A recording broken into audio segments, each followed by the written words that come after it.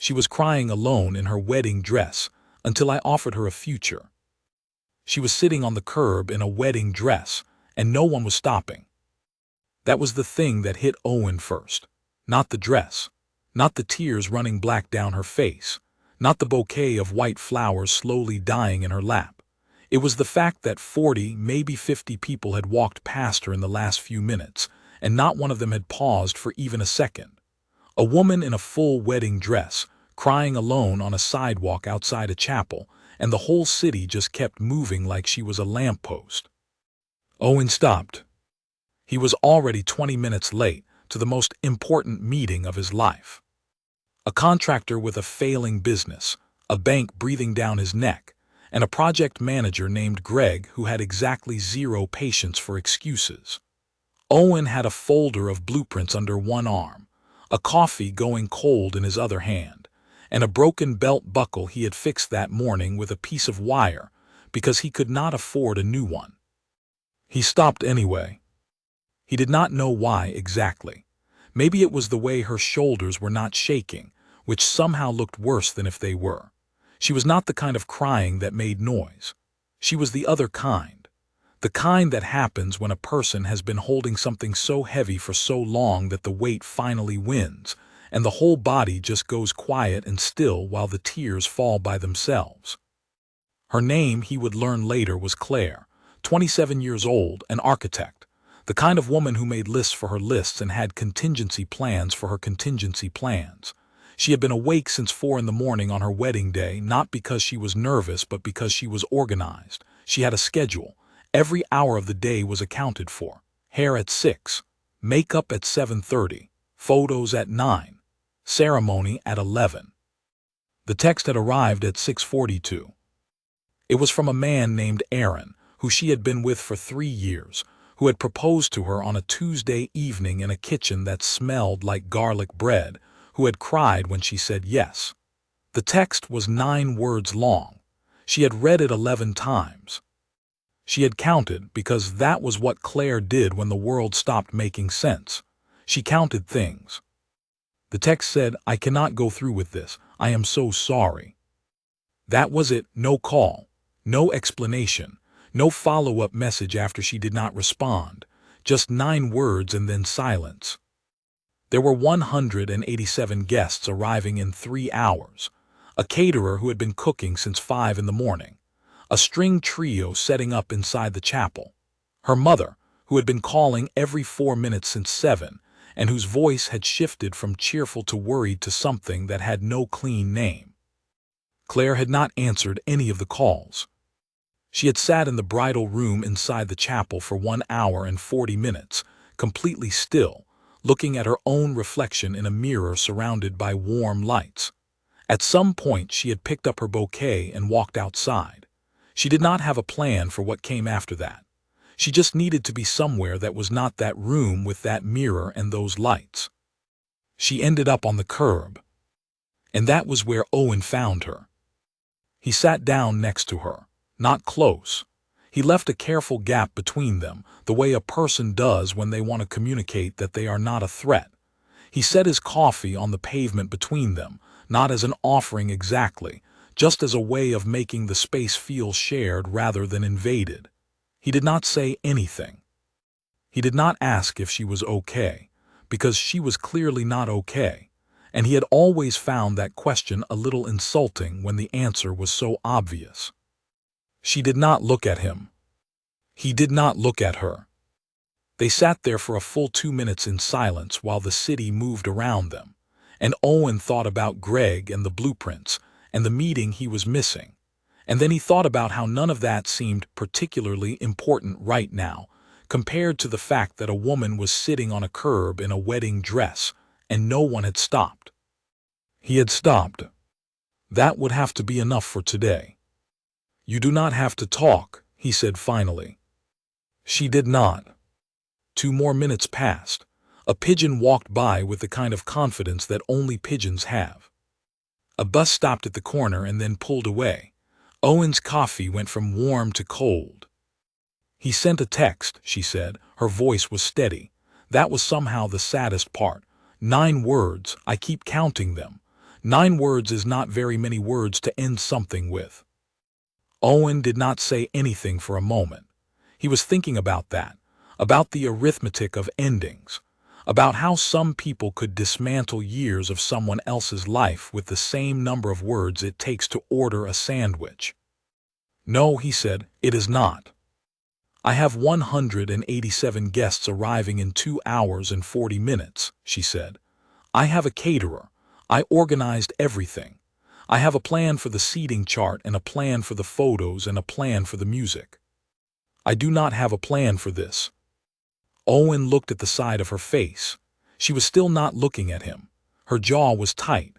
Her eyes were dry now, though the evidence of the earlier tears was still there, 2 dark lines running from her eyes to her chin. "What is your name?" he asked. "Claire." "I am Owen." She finally turned and looked at him. It was a brief look, the kind that people use to take stock of a situation. She looked at his folder of blueprints. She looked at his coffee on the ground between them. She looked at his face. "You look like you are supposed to be somewhere," she said. "I was," he said. "It can wait." She looked at him for another second, and something in her face changed slightly, not much, just a small shift around the eyes, like a door opening 1 inch instead of all the way. Then she looked back at the street. "The chapel has a crack in the east wall," Owen said. "I noticed it when I walked past last month. The foundation on that side has been settling for years. I am surprised no one has fixed it." She was quiet for a moment.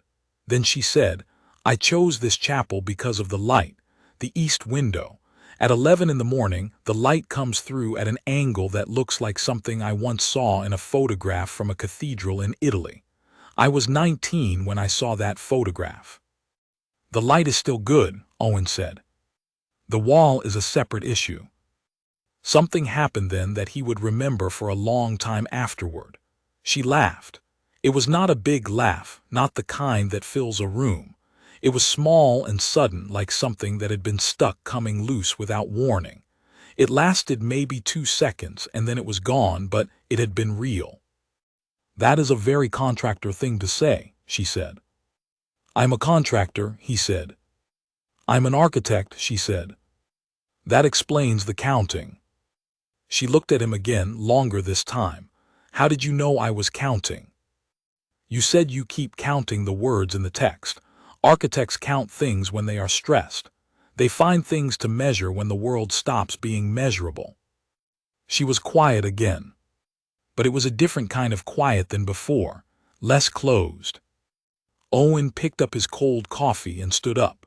He looked down at her for a moment, at the dress and the dying flowers and the mascara lines that had dried on her face.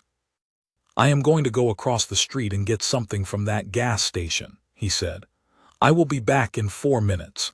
You do not have to be here when I get back, but if you are, I will sit with you for as long as you need." He walked across the street. He came back with a bottle of water, a packet of crackers, and a napkin, because it was a gas station, and those were the best options available. She was still there. He sat back down.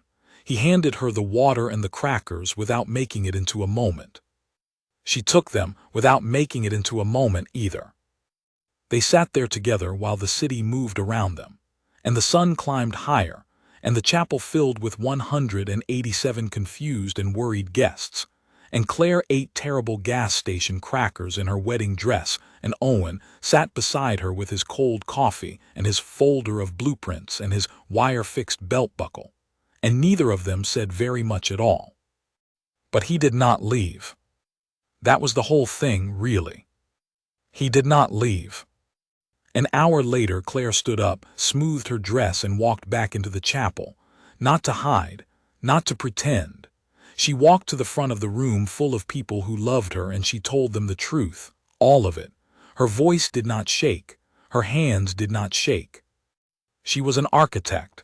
She had built things before. She could build this moment the same way. Owen stood in the back of the room. He had not been invited. He stayed anyway. When it was over, and the guests were filing out in silence, and Claire was standing at the front with her mother's arms around her. She looked across the room and found him in the crowd. He gave her a small nod. She gave him one back. He left. He did not know, walking out of that chapel and back into the ordinary afternoon, that he had just sat down at the beginning of something.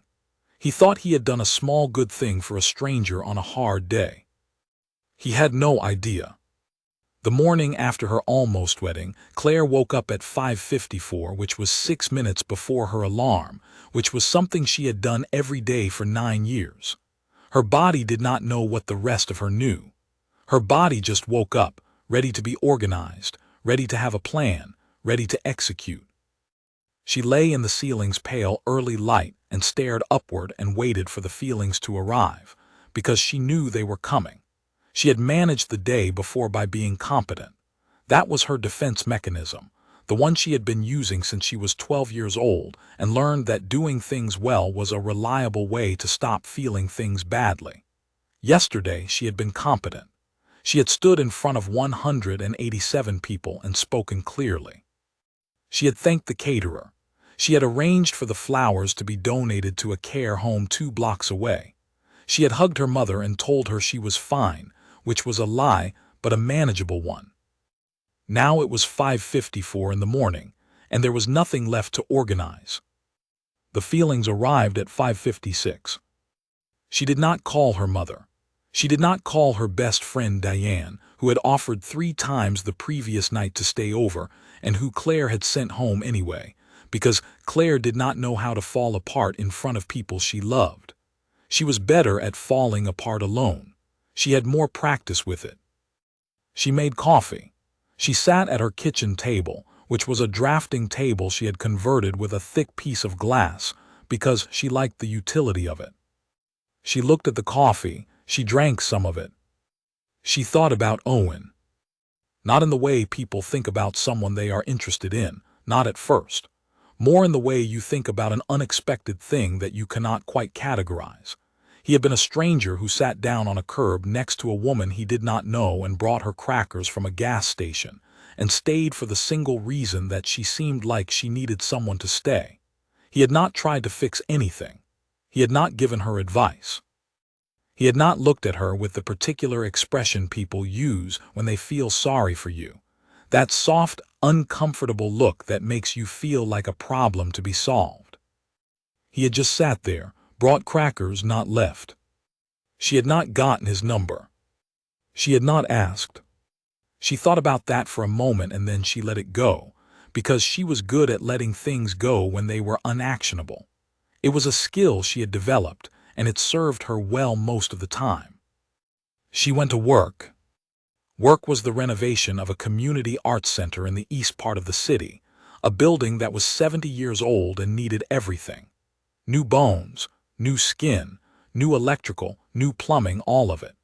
Claire had been brought in 6 months ago to lead the redesign, and she had been deep in it ever since, the kind of deep that she liked, where the problem is complex enough that it demands all of your attention and leaves no room for anything else.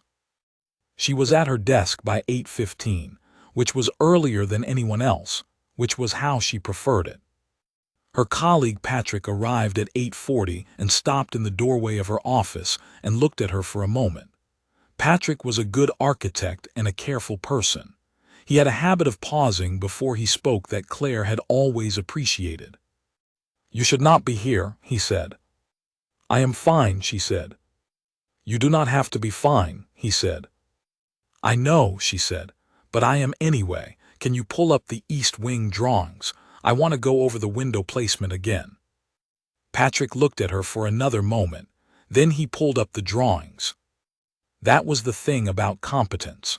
When you wielded it clearly enough, people eventually stopped arguing with it. She got through the day. She got through the next day. She got through a week, and then 2 weeks, and each day she organized things and measured things and made plans, and the plans held, and slowly the weight of what had happened began to settle into her chest at a manageable depth, the way silt settles to the bottom of a river. Still there, just below the surface, but no longer suspended in everything. 3 weeks after the wedding that had not happened, her phone rang. Unknown number. She almost did not answer it because she almost never answered unknown numbers. She answered it. "This is probably strange," the voice said. "This is Owen. We met outside the chapel on Mercer Street. You were wearing a dress." She sat very still for a second. "I remember you," she said. "I got your number from my friend who knows the caterer who worked your event," he said. "Which I realize sounds a lot like I tracked you down, because I did track you down.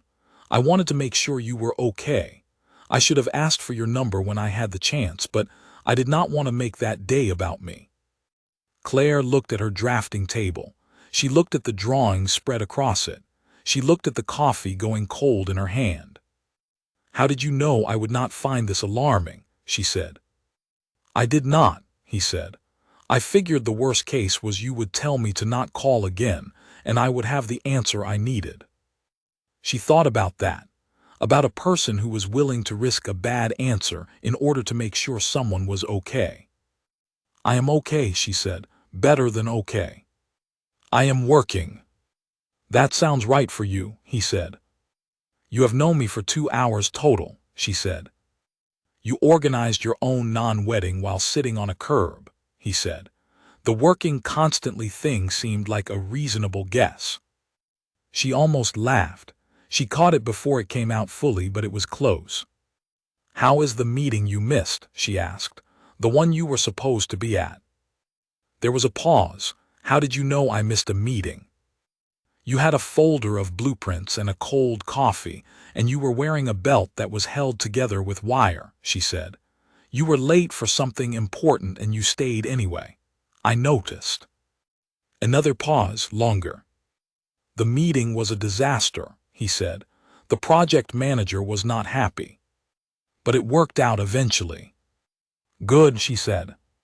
There was a silence that was not uncomfortable. Claire had encountered enough uncomfortable silences in her life to know the difference. "I wanted to ask you something," Owen said. "And you can say no. There is no pressure. But I work on a lot of old buildings and I am currently trying to restore one on the south end of the city, and I could use someone to consult on the structural redesign. Someone who knows buildings the way you know buildings. It would be paid work. Professional. I thought of you." She looked at her drafting table again.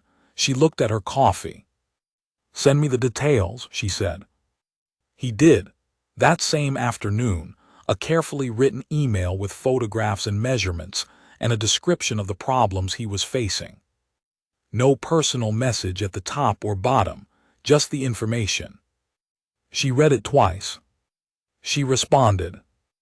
And that was how it started, professionally, cleanly. 2 people working on a building together, one from the inside and one from the outside, both of them choosing, for their own private reasons, to be careful. They met at the site 2 weeks later. It was a 3-story building from the 1940s, brick and timber, with a front face that was still beautiful and an interior that was somewhere between renovatable and lost. Owen was already there when she arrived, standing in what used to be the main floor, measuring something with a tape measure. He looked up when she walked in. "You came," he said. "You hired me," she said. "That is true," he said. He showed her around. He was good at explaining what he was seeing, not in the way that people explain things when they want to impress you, but in the way that people explain things when they find them genuinely interesting and assume you will too. He talked about the building the way Claire talked about buildings, with a kind of affection that you either have or you do not. She noticed. They spent 4 hours in that building on the first day. They disagreed about the east wall, which needed to come down according to Owen and could be saved according to Claire. They went back and forth for 40 minutes, neither of them giving ground, both of them drawing on the backs of papers they had brought and pointing at things and measuring things, and talking over each other occasionally in the way that people do when they are both fully inside an argument. Owen was right about the east wall. Claire told him so. He looked slightly surprised, Most people take longer to admit when they are wrong, he said. Being wrong is just information, she said. I prefer information. He looked at her for a moment. You are a strange person, he said. I know, she said. I mean that as a compliment, he said. They went to get coffee afterward, because 4 hours of arguing about a wall generates a certain kind of tiredness that requires coffee. They sat in a small place 2 streets from the site and drank their coffee and talked about buildings for another hour. Then they talked about other things, smaller things, the kind of details that do not matter except that somehow they do. She told him she had grown up in a small town in the north of the country, in a house that was badly built and always drafty, and that was why she had become an architect. She wanted to understand why houses felt the way they felt. She wanted to know what the difference was between a building that felt like a home and a building that just kept the rain out. He told her he had grown up wanting to be a teacher, that he had spent a year doing that, teaching mathematics to 14-year-olds, before discovering that he was good at building things, and that good at building things was rarer and more useful than he had realized. Do you miss it, she asked, the teaching? He thought about that. Sometimes, he said, but I teach things now just differently. I teach apprentices. I teach buildings what they can still be. She liked that. She did not say so out loud. They met at the site every week after that, sometimes twice. The work was real and there was a lot of it, and they were both the kind of people who took real work seriously. But the time between the work, the coffee after, the conversations that kept going past the point where the work had ended, that time was also real. He noticed things about her that she had not expected anyone to notice. He noticed that she always counted things when she was stressed, small things, ceiling tiles, steps, words in a sentence. He noticed that she made decisions quickly but held them loosely, always willing to revise if the information changed. He noticed that she was funny in a way that she did not fully realize, dry and precise, the kind of funny that did not call attention to itself. She noticed things about him too. He was careful in the way that people are careful when they have not always been careful and learned from it. He was kind without performing it. He listened the way very few people listened, with his full attention without waiting for his turn to speak. She also noticed that he never asked about Aaron. She did not know if that was instinct or consideration or both.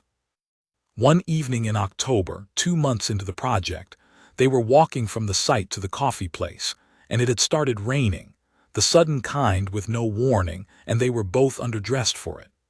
They ran for the nearest awning, which belonged to a flower shop that had already closed, and they stood under it while the rain came down and soaked the street. Claire was laughing.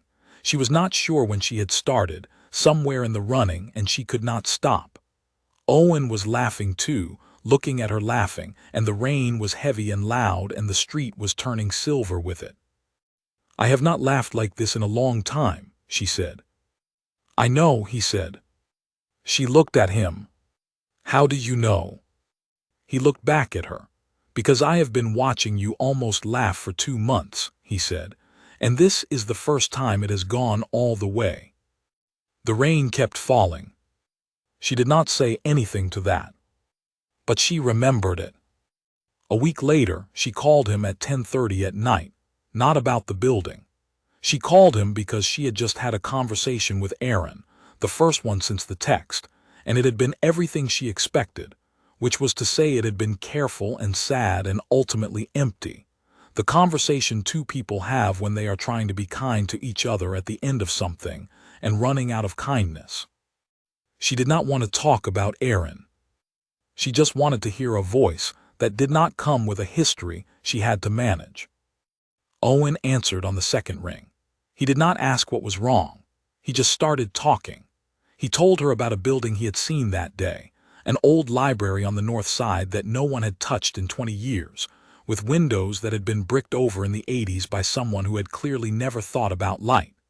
He talked about it for 10 minutes, describing every detail, the brickwork and the original cornices and the ghost lines on the floor where old shelving had stood for decades.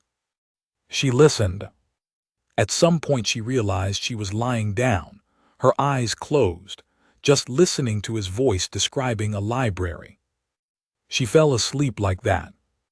She woke up 2 hours later to a quiet phone. She did not mention it to him. He did not mention it to her.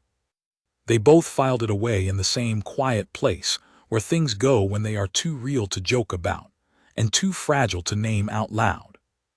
November came, the rain stayed, the building got closer to what it was becoming. Claire's contract was 3/4 done. She started thinking about what happened when it ended. She started thinking about it more than was strictly professional. December arrived the way it always does in that city, gray and cold and honest, with a kind of light that made everything look like it was being seen through old glass. The building on the south end was taking shape in ways that had surprised both of them. Owen had predicted it would take longer. Claire had predicted certain structural problems that turned out not to exist. They had both been wrong about things and right about things, and the building was better for it. They had also become something. Neither of them had named it. Neither of them was ready to, and they were both perceptive enough to know that forcing a name onto something before it was ready to hold one was a good way to break it. But something was there. It was in the way he texted her photographs of buildings he passed during the week. Not the ones he was working on, but random ones. Windows he noticed, doorways with good proportions, roof lines that caught the afternoon light in a way he thought she would appreciate. It was in the way she had started keeping one afternoon a week deliberately clear, without telling herself why. It was in the silences between them, which had deepened and softened at the same time, until they felt less like pauses and more like breathing. Her friend Diane noticed. Diane was a teacher with sharp eyes and a low tolerance for evasion. She and Claire had been friends since university, and she could read Claire's face the way Claire read blueprints, looking for the load-bearing things, the lines that held everything else up. "Tell me about the contractor," Diane said, one evening in December over dinner at Diane's kitchen table, in the direct way that Diane always said things. "I have told you about the project," Claire said. "Not the project," Diane said, "the person." Claire was quiet for a moment. She turned her wine glass around in her hands once, twice, a third time. "He is good," she said, "at the work, at everything actually. He is careful and he listens and he makes me laugh. He does not try too hard." She paused. "He sat down next to me on the worst day of my life because he thought someone should, and he did not make it about himself." Diane looked at her. "Claire," she said. "I know," Claire said. "Are you scared?" "I am terrified," Claire said. "I am so terrified that some mornings I think about calling him, and I put the phone down and organize something instead." "That is not a long-term strategy," Diane said. "I know that too," Claire said. The thing was, Claire knew herself. She had been building that knowledge carefully since she was a teenager, the way you build anything that needs to last, slowly, and with attention to the foundations.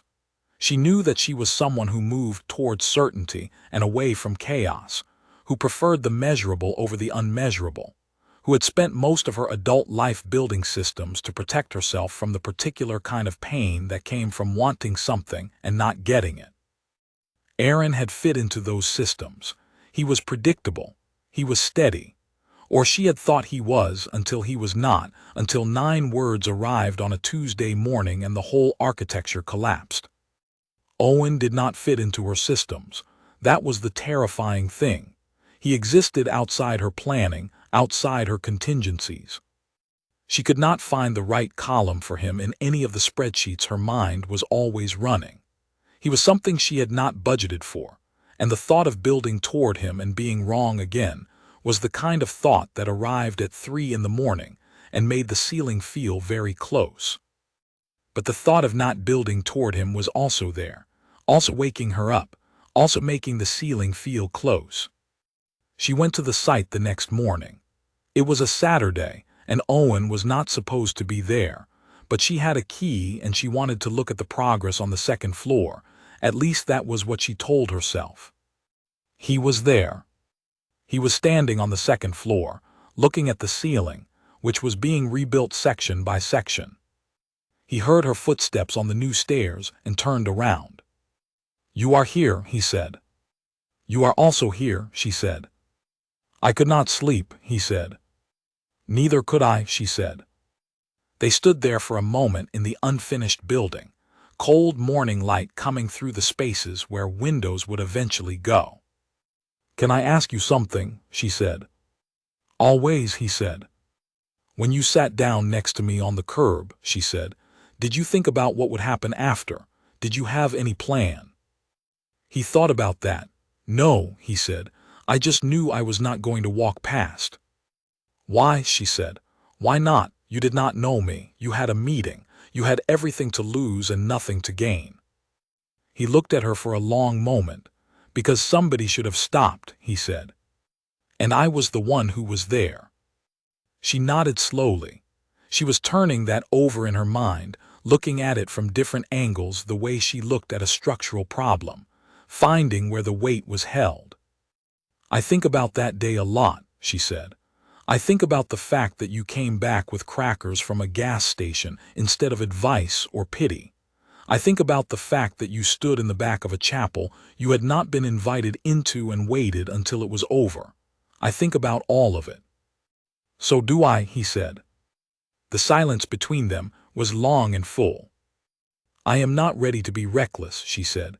"I need you to know that. I am not the kind of person who jumps. I need solid ground first." "I know," he said. "I am not asking you to jump." "Then what are you asking?" she said. He was quiet for a moment. He looked at the ceiling, at the new timber replacing the old. Then he looked back at her. "I am asking if we can keep going," he said. "Whatever this is, whatever pace makes sense, I am not in a hurry, I just do not want to stop." She looked at him. She was counting again, she realized, the exposed beams above her head. 1, 2, 3, 4, an old habit, a calming habit. "I do not want to stop either," she said. It was not a dramatic declaration. There were no tears and no grand moments. It was just the truth, stated plainly by two people standing in a half-finished building on a cold Saturday morning. But it was enough. It was, in fact, exactly enough. In January, the project entered its final phase. The building was almost what it was going to be, and the work between Owen and Claire shifted from large structural decisions to smaller, more careful ones. Details. The kind of work that requires patience and attention, and a willingness to spend an hour on something that most people would not notice. They were both good at that kind of work. They were also slowly building something else. They had dinner together once a week that had nothing to do with the project, then twice.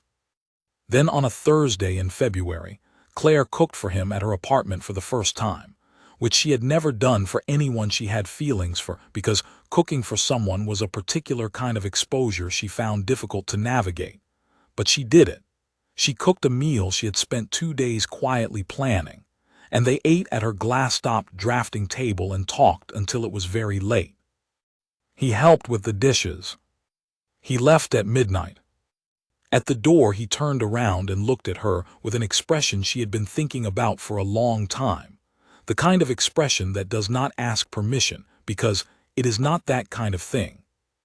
"I want you to know," he said, "that I would sit back down on that curb every single time, whatever happened after, no matter how complicated. I would sit back down." She held onto the door frame. "I know you would," she said. He went home. She stood at her window for a while after and watched the street below, ordinary and quiet, and full of people living their lives in the ordinary way, and she thought about how the most important things rarely announce themselves. They arrive on bad days. They sit down next to you when everyone else walks past. They bring terrible gas station crackers and ask nothing in return. She had been building her whole life toward something that looked like the right plan. She had been so careful, so organized, so ready. And then the plan had fallen apart on a Tuesday morning, and a stranger had sat down on a curb, and everything that actually mattered had started there. She went to bed. She slept without counting anything. Spring came the way it does in that city, suddenly and with a lot of rain. And then without warning the trees were green, and the days were long, and the air had that quality that makes people walk more slowly and look up more often, as if the whole world had been handed an extra hour. Owen and Claire had finished the project. The building on the south end was, by any measure, a success.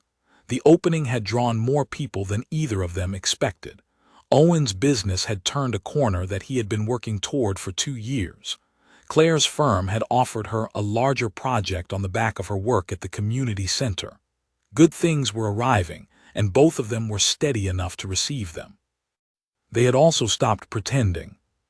That was the word Claire used privately in her own mind. Pretending. As in, they had both been pretending for months that what was between them was something other than what it was, pretending it was professional or incidental or manageable, when in reality it had been building the way all real things build, slowly and underground, until one morning you look at the surface and realize there is something new there that was not there before. She had stopped pretending in February. At her drafting table over a meal, she had spent 2 days planning. He had stopped even before that. By March they were not pretending at all, and the ease of that, the relief of it, was something neither of them had been fully prepared for. It was different from what Claire had known before. She had been in careful relationships before, organized relationships, relationships that fit into her plans. Those had felt like buildings she designed on paper. This felt like a building she was living in, warm and slightly imperfect and entirely real. Owen had his own history with impermanence, a business that had nearly collapsed, a period of his life, 2 years in his early 30s, that he described only once, briefly, as the time when everything I thought I had built turned out to be rented. He did not elaborate. Claire did not ask him to. She understood the shape of that kind of loss even without the details. She understood what it cost to rebuild after that, not just financially but inwardly, what it required of a person to go back to foundations after the whole structure had given way. It made her trust him more, not in spite of the difficulty he had been through, but because of what he had done with it. He had not become bitter. He had not become reckless in the other direction. He had become careful in the best possible way, the kind of careful that is not timid but is deliberate, that knows the difference between protection and avoidance. She was learning that difference herself. Her mother came to visit in April, which was always a complicated event, not because her mother was a difficult woman, but because her mother loved her with a particular intensity that could feel, at times, like a very bright light in a small room. Her mother's name was Helen, and Helen had opinions about most things and expressed them with the confidence of someone who had been right often enough to earn that confidence. Helen met Owen on a Sunday afternoon. Claire had not planned the meeting. Owen had stopped by the apartment to drop off some drawings she had left at the site, which she had done deliberately so he would have a reason to come by, a fact she would not admit to anyone including herself. He had arrived to find Helen at the kitchen table with a cup of tea and the direct gaze of a woman who had been waiting to meet this person for a while. Owen was not thrown by it. That was the first thing Helen noticed. A lot of people were thrown by Helen. Owen shook her hand and sat down and accepted a cup of tea and answered her questions with the same thoughtful patience he brought to everything. He did not perform charm. He was not trying to impress her. He was just being himself, which, Helen would tell Claire later, was the most impressive thing of all. "He is good," Helen told her afterward in the direct way Helen said things. "He is genuinely good, not performing good, actually good." "I know," Claire said. "Are you happy?" Helen asked. Claire thought about it. She thought about what happiness felt like compared to what she had been calling happiness for a long time. She thought about the counting, which she still did, but less often. She thought about the mornings, which had stopped feeling like logistics to manage, and had started feeling like something she looked forward to. She thought about the way she had learned in the last 6 months to let things be unfinished. A plan without every contingency filled in. A feeling without a framework for managing it. A future she could not blueprint. "Yes," she said. "Good," Helen said, and that was the end of that particular conversation. Owen's sister, Ellen, visited in May. Ellen was younger than Owen by 4 years, and had been watching her brother navigate the years since his business difficulties with the particular concern of someone who had been there for the worst of it. She was a warm person, quick to laugh and slow to judge, and she liked Claire immediately, and with the uncomplicated directness of someone who trusted her own instincts. Ellen pulled Claire aside at one point while Owen was in the kitchen and said, "I have not seen him like this in a long time, settled, like he knows where he is." She paused. "He sat on a curb with a stranger for 3 hours on the day he was supposed to save his business," she said. "I gave him so much grief about that at the time. I thought he had lost his mind." "He brought crackers from a gas station," Claire said. Ellen laughed. "That is so Owen," she said. "That is the most Owen thing I have ever heard." The building on the south end opened to the public in May. It was a mixed-use space now, offices on the upper floors and a small gallery on the ground floor, with the original brick carefully restored and new windows where the old ones had been, tall and clean and letting in the light. Owen and Claire went to the opening together. They walked through it with the slightly complicated feeling of people who had made something and are now releasing it into the world, which is always stranger than the making itself. At one point they were standing in the main space of the ground floor gallery, looking at the east wall, the one they had argued about, the one Claire had eventually agreed needed to come down and be rebuilt. It was one of the best walls in the building now. Clean brick, a new window in the upper third, a proportioned opening that Claire had designed and Owen had built. "You were right about that wall," Claire said. "You told me I was right 6 months ago," Owen said. "I know," she said. "I just wanted to say it again." He looked at her. "Why?" "Because in a few months the project will be far enough in the past that we will mostly remember the good decisions," she said. "I want to make sure the record is accurate." He smiled at that. "The record is that we disagreed until we found what was true," he said. "That seems like the right kind of record."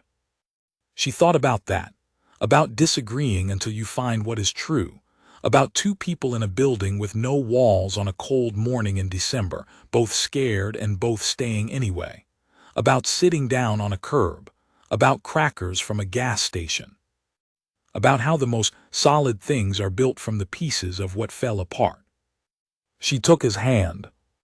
Not dramatically, not as a gesture for anyone else, just because it was the natural thing to do, in this moment, in this building they had made together, and she was done managing the natural things out of herself. He held on. They walked through the rest of the gallery like that, looking at the walls, which were good and solid and built to last. It was Owen who brought it up. Not with a speech, not over a romantic dinner with candles and a rehearsed line. He brought it up the way he brought most things up, directly, and at a moment she did not expect, which by now she knew was simply how his mind worked. He did not save things for the right moment. He said them when they became true, and that was, she had learned, the moment they became sayable. It was a Saturday in June. They were at the site of a new project, a warehouse Owen had taken on in the north part of the city, 3 floors of mid-century industrial architecture that needed a sympathetic and practical redesign. Claire was not officially on the project, but she had come along because she was interested, and because she had 3 hours free, and because he had texted her a photograph of a loading door with the best ironwork she had seen in months. They were on the first floor. The building was empty and loud with the sound of the street outside. She had her drawings spread on a sawing table Owen's crew used during the week. He was behind her, measuring something against the far wall. She heard the tape measure snap back. "I think we could build something," he said. She turned around. He was still looking at the wall, measuring. She waited. He turned around. "I do not mean the building," he said. She looked at him for a long time. She felt the thing she always felt when something real arrived, which was the simultaneous pull toward it and away from it, the old careful part of her wanting to measure and plan and account for every possible outcome. But she knew this by now. She had been learning it for a year. The old careful part was not wisdom, it was protection. And protection, held past its purpose, became its own kind of damage. "I know what you mean," she said. He did not say anything. "I am terrified," she said. "I know," he said, "so am I." "You do not seem terrified," she said. "I have had longer to get used to it," he said. "I have been terrified since approximately the second time we argued about that east wall and you told me I was right." She laughed. She did not catch it this time. "Let it go all the way." "Why then?" she said. "Because you told me I was right and there was no satisfaction in it," he said. "That was when I knew I was in trouble. Normally, I love being right." She looked at him across the space of the empty warehouse. This man who had sat down on a curb, who had brought crackers, who had stood in the back of a chapel he had not been invited to, who had taught her the difference between protection and avoidance without ever naming it. "I want to build something," she said, "with you, whatever that looks like." "I think it looks like this," he said, "just this, what we already are made more permanent." She nodded slowly. She was not counting anything. "Tell me one thing," she said. "Tell me one true thing. What are you most afraid of?"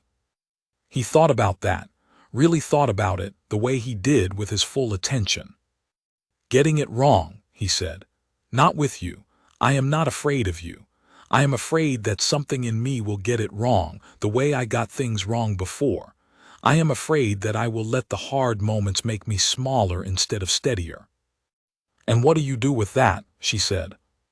"I tell you about it," he said. "Like I just did, that is the whole plan." She crossed the floor toward him. She did not have a speech. She had given the last big speech of her life in a chapel to 187 confused people, and she did not intend to give another one. What she had instead was the truth, which she had been learning to say without a system to protect herself. "You have not gotten it wrong once," she said. "Not once from the beginning, and I have been watching carefully." He looked at her. "You are going to have to stop watching for mistakes," he said gently. "At some point you will need to just be here." "I know," she said. "I am working on it." "I know you are," he said. "That is the other thing. You are always working on it. That is what makes this easy." She stood close to him in the warehouse, surrounded by the bones of an old building that was about to become something different and better than it had been, and she thought that perhaps this was what all her counting had always been working toward. Not control, just clarity, the ability to look at something real and know it for what it was. She knew what this was. She said yes. Not to a question he had asked with a ring. Not yet. She said yes to the thing he had actually said, which was that they could build something, that he did not want to stop, that he was afraid and staying anyway. She said yes to all of that. And he held on to her the way he had been holding onto the possibility of her since a cold curb on a bad day, with the particular grip of a person who knows what it costs to find something worth holding. 10 months later, they got married. There was no string trio. There was a friend of Claire's named Ruth who played guitar and had a voice that made rooms go quiet. There were 61 people instead of 187. There was a building, a small chapel with a good east wall and windows that caught the light correctly at noon, which Claire had visited twice in advance at the right hour with a compass and a measuring tape, because some habits are worth keeping. Owen wore a new belt. Claire wore a dress that she described as ivory, which she was careful to specify was different from white, to anyone who raised the question. Her mother Helen cried before the ceremony even started. Owen's sister Ellen caught Claire's eye from across the room and smiled the kind of smile that means "I told you."